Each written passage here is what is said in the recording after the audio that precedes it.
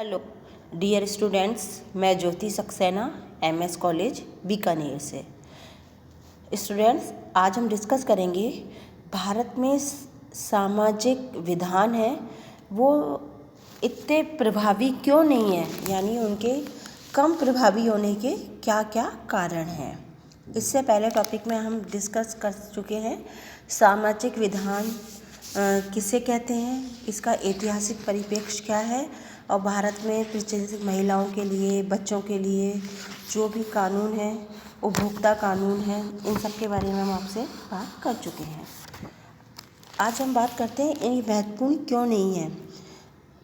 भारत में कानून व्यवस्था को वकीलों के स्वर्ग के नाम से जाना जाता है, लेकिन फिर भी हमारे सामाजिक कानून अप्रभावी होते हैं। ये संविधान, नियम और कानून जनता के लिए बनते हैं। कानूनों की व्याख्या करने वाले न्यायाधीश तथा मुकदमे के दौरान उनका प्रतिनिधित्व करने वाले वकील भी सामाजिक बंधनों से बंधे रहते हैं। किसी भी विधेयक की बहस के दौरान उन सारी कमियों को जानने का पूरा कोशिश की जाती है, फिर भी मानवीय भूल कई बार हो जाती है। इसलिए हमारे सामाजिक कानून बहुत सारे ऐसे कारण हैं जिसके कारण समाज में प्रभावी नहीं बन पाए हैं। उसका पहला कारण है रूढ़िवादी समाज। सामाजिक कानूनों का कार्यक्षेत्र सामाजिक व्यवहार, परंपराएं, प्रथाएं और रूढ़ियां हैं। ये रूढ़ियां और आडंबर वो होते हैं जो जनता के दिल में बरसों से घर किए हुए हैं, यानी उन पर हावी रहते हैं। आखा तीज पर हर साल 3000 से भी ज़्यादा बाल विवाह होते हैं। इन बाल विवाह को रोकने के लिए बहुत सारे कानून भी बने हैं, लेकिन आज भी वो कानून प्रभावी नहीं हो पाए हैं। भारतीय समाज अपने परंपराओं में सरकार का दखल देना पसंद नहीं करता। विवाह जैसे पवित्र बंधन में यदि सरकार रुकावट बने तो स्थिति बिगड़ जाती है। इसी प्रकार मृत्यु भोज पर भी परिवार को अधिक से अधिक पैसे खर्च करने के लिए भी नियंत्रण में रखा जाता है, लेकिन फिर भी आज मृत्यु भोज एक प्रतिष्ठा का विषय बन गया है। ऐसे में सामाजिक कानून कैसे प्रभावी रहेंगे? एक तरफ तो प्रथाएं और परंपराएं तो संविधान की नज़र में विधि का ही रूप है, इसलिए ये कहना बहुत मुश्किल है कि अंतर्जातीय विवाह कानून सम्मत होते हैं, लेकिन फिर भी अधिकांश जातियां इन्हें स्वीकार नहीं करती। सती प्रथा को रोकने के लिए बहुत सारे कानून बने, लेकिन आज भी सतियों को श्रद्धा या उनको आदर से उनका नाम लिया जाता है। सामाजिक कानून प्रभावी नहीं हो पा रहे हैं। दूसरा है राजनीतिक प्रतिबद्धता की कमी। भारतीय प्रशासनिक व्यवस्था में जो समस्याएं हैं उसके लिए हमारी भ्रष्ट राजनीति जिम्मेदार है। संसद, विधायक और जिला प्रमुख से लेकर पंच सभी जातिगत समीकरण से जीतते हैं। प्रशासन की बागडोर मंत्री के हाथ में लेती है, लेकिन जब सामाजिक कानूनों की क्रियान्विति की बात होती है तो वो अपने जातिगत और सामाजिक मूल्यों से ऊपर नहीं उठ पाते हैं। इसी तरह राजनेता राजनीतिक शक्ति और धन के बल पर अपने बच्चों की शादी में भव्य आयोजन करते हैं। गोल्डन स्मिथ का कहना है कि यहाँ कानून निर्धनों पर कानून शासन करते हैं तथा धनवान कानूनों पर शासन करते हैं। निष्क्रिय पुलिस प्रणाली। भारत के में सामाजिक विधान प्रभावी नहीं है क्योंकि हमारे यहाँ की पुलिस प्रणाली निष्क्रिय है। भारतीय पुलिस की संवेदनहीनता, निरंकुशता के कारण आम आदमी थाने में जाकर ना तो रिपोर्ट लिखाता है, ना अपनी गवाही देता है। किसी भी घटना की जानकारी देने के लिए जब वो पुलिस में आता है तो पुलिस उसकी रक्षा करने के बाद उसे ही डांटती रहती है। यूनिसेफ के द्वारा चलाए गए महिला विकास कार्यक्रम की मुख्य कार्यकर्ता, जिन्हें साथिन कहा जाता है, ने राजस्थान में कुरीतियों के विरुद्ध बहुत सारे प्रयास किए। राज्य के भटेरी गांव में एक बाल विवाह के विरुद्ध जब एक साथिन भवरी देवी ने सरकार को बताया तो उसको पुरस्कार देने उसको पुरस्कार की बजाय उसको शारीरिक शोषण के रूप में प्राप्त हुआ उसका पुरस्कार। अंतर्राष्ट्रीय स्तर पर ये घटना बहुत ज़्यादा चर्चित रही है। ऐसे में सामाजिक कानूनों की क्रियान्विति कैसे की जाएगी? मौलिक अधिकारों की आड़। भारतीय संविधान के अनुच्छेद 14 से 35 तक स्वतंत्रता, समानता, शोषण के विरुद्ध तथा संवैधानिक उपचारों के मौलिक अधिकारों का दिए गए हैं।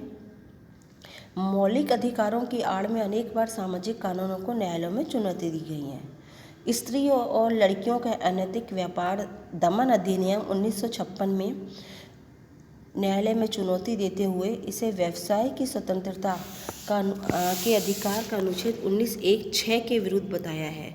लेकिन न्यायालय ने कहा कि व्यवसाय का अर्थ है वैध व्यापार, न कि अनैतिक देह व्यापार।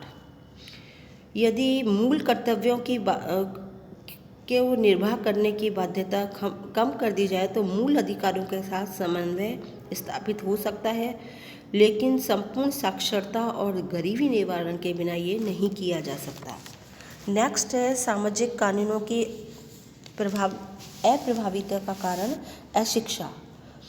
अभी भी 1/3 नागरिक निरक्षर है। चूँकि जो निरक्षर नागरिक है वरिष्ठ और अनुभवी है और परिवार और समाज में उनकी दखल भी है। भोजन, वस्त्र और जिस नागरिक के पास घर ही नहीं है उससे कानून का पालना किया जाए यह व्यर्थ है। सेठ के द्वारा अनपढ़ किसान से बही खातों में अंगूठा लगवा लेना, उन्हें बंधुआ मजदूरी के लिए बाध्य करना, निर्धन परिवार के बच्चे रोजी रोटी के लिए तरसते हैं। ऐसी परिस्थितियों में बाल श्रम अधिनियम और बंधुआ मजदूरी निवारण अधिनियम कैसे क्रियान्वित किया जा सकता है? जाति और धर्म की बाध्यता। हमारा भारत में विविध जातियां हैं, अलग अलग धर्म हैं और यहाँ जातिवाद अपनी जड़ जमा चुका है। आज भी जाति और धर्म के आधार पर एक ग्राम पंचायत फांसी तक की सज़ा सुना देती है। प्रचार प्रसार की कमी। सरकार ने जो भी सामाजिक कानून बनाए हैं वो कानूनों की जानकारी आम जनता तक नहीं पहुंच पाती।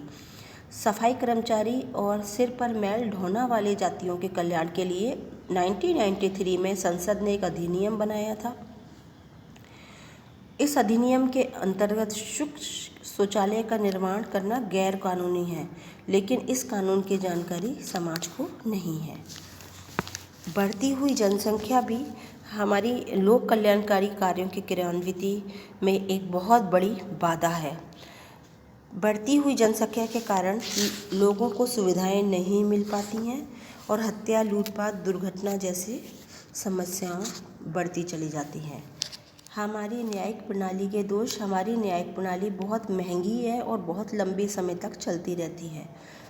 यानी कहावत में ये कहा जाता है कि अगर दादा केस करता है तो पोता ही उसके फैसला सुनता है। कानून का प्रोसेस इतना लंबा है कि हमारे सामाजिक कानून क्रियान्वित में बाधा है। ढांचे तक सुविधाओं का भी हमारे यहाँ बहुत अभाव है। हमारे यहाँ सड़कें, टेलीफोन, पुलिस थानों की में जो बेसिक सुविधाएं हैं वो नहीं है। ग्रामीण क्षेत्रों में कई ऐसी जगह हैं जहाँ रास्ते में पहुंचना ही मुश्किल है। इस कारण इन क्षेत्रों में कई बार अमानवीय घटनाएं हो तो जाती हैं, लेकिन इन घटनाओं की सूचना प्रशासन तक बहुत देरी से पहुंचती है। बदलती हुई सामाजिक मानसिकता। परिवर्तन सृष्टि का नियम है। सामाजिक, आर्थिक, राजनीतिक, पर्यावरण में होने वाले परिवर्तनों से सामाजिक मूल्यों में भी परिवर्तन होता है। वर्तमान में सामाजिक परिस्थितियों में भारतीय फिल्में, सड़क छाप, साहित्य और केबल टीवी के कार्यक्रम समाज द्वारा कम स्वीकार किए जाते हैं। देश के नागरिकों के अधिकारों की मांग करना तो हमेशा ही याद है, लेकिन राष्ट्र के प्रति कर्तव्य भूल जाते हैं। जब महात्मा गांधी ने सत्याग्रह आंदोलन किया था तो एनी बेसेंट ने इसका विरोध किया था और कहा था, जिस दिन भारत आज़ाद होगा उस दिन गांधी की पराजय का दिन भी होगा, क्योंकि कानून का सम्मान न करने की भावना और सिविल नाफरमानी का उपदेश आज़ाद भारत की सरकार के खिलाफ भी किया जाएगा। क्योंकि गांधी जी ने जो सिखाया है उसके अनुसार लोग प्रशासन के आदेश की अवहेलना भी करेंगे। साथ ही मैंजेरिया का सिद्धांत। मैंजेरिया का सिद्धांत है, विधि के अनुसार किसी भी व्यक्ति को तब तक अपराधी नहीं माना जाता जब तक ये साबित ना हो जाए कि उसके कार्य के पीछे उसका अपराधी दिमाग था। इस सिद्धांत की आड़ में अनेक सामाजिक कानूनों का उल्लंघन करने वाले साफ बच जाते हैं और वो ये कहते हैं उनका वो विचार नहीं था, जो मतलब वैसा अपराध नहीं करना चाहते थे, वो अचानक से हो गया। इन सारी समस्याओं के समाधान के लिए कहा जाता है कि भारतीय समाज में सामाजिक विधान प्रभावी बने, इसके लिए अशिक्षा, गरीबी, जनसंख्या वृद्धि की समस्या को रोका जाए, सामाजिक चेतना को बढ़ाया जाए, मौलिक अधिकारों की तरह कर्तव्यों के पालन को भी सुनिश्चित किया जाए, पुलिस और प्रशासन प्रणाली में कार्यकुशलता बढ़ाई जाए, लोक सेवकों द्वारा अगर कानूनों का उल्लंघन किया जाए तो उन्हें दंड दिया जाए।